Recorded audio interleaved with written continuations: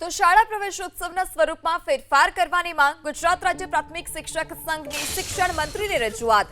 શાળા પ્રવેશોત્સવ સાદાઈથી કરવા રજૂઆત। સ્થાનિક આગેવાનો સાથે મળી જ શાળા પ્રવેશોત્સવ કરવા માંગ।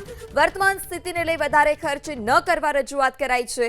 તો 18 થી 20 જૂન દરમિયાન યોજાનાર છે શાળા પ્રવેશોત્સવ।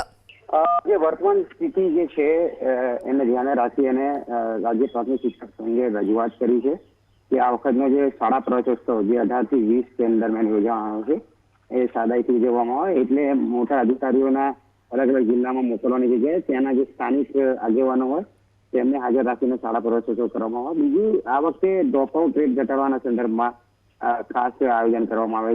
જે વિદ્યાર્થીઓ શાળા છોડી ચૂક્યા છે, ખાસ કરીને માધ્યમિકના સંદર્ભમાં એમને પુનઃ પ્રવેશ આપવાની બાબતમાં ધ્યાન કેન્દ્રિત કરવામાં આવી રહ્યું છે। આ સંદર્ભે પણ સંઘે રજૂઆત કરી હતી કે ધોરણ 9 જે છે, ગ્રામ્ય વિસ્તારમાં ધોરણ 9 પછી વિદ્યાર્થીઓ ભણવામાં ઘણા ઊંચો હોય છે ડ્રોપઆઉટ રેટ, એને ઘટાડવા માટે ધોરણ 9ના જે વિદ્યાર્થીઓના વાલીઓ સાથે પણ કાઉન્સિલિંગ કરવામાં આવે, એમની સાથે બેઠક કરવામાં આવે।